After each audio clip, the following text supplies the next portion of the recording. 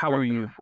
through you, trying to teach others how a Christian gets through and sees how they react and handle situations, even though things are bad, because and through their faith.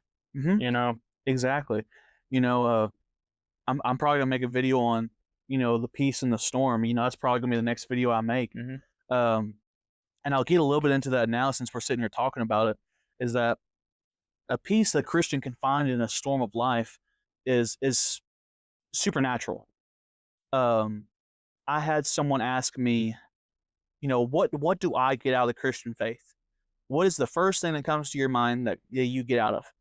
And the first thing I said was not salvation. That's a very big key point of it is, the glory through Jesus Christ. But the first thing that came to mind was peace. me too. That is something that, And purpose. yeah, yeah, You know, yeah, purpose. But I would have to say that peace is the biggest thing for me because my life has been stricken by worry and anxiety and poverty and all these nasty things. Yep. But I was in the Word of God, and one of my closest friends, Cody Kitts, had died. And he died just this last fall. And he was very young. Yeah. Just a couple years older than me. And died. Dude. Huh? Great dude. Great guy. Great guy. Amazing dude. You know, and he died.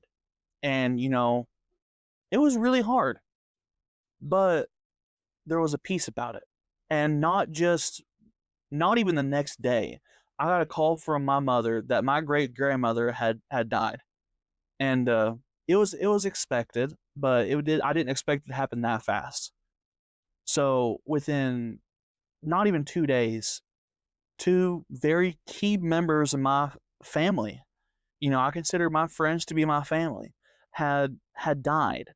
And I should have been depressed. I should have been grieved to the portion to where I was immobile.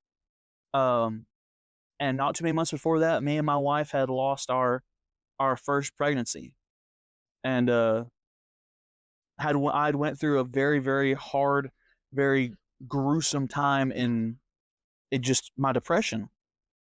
But the peace that was there, like I said, was supernatural. I don't remember crying. Yep. And that wasn't from lack of love to these people, to not having that loss.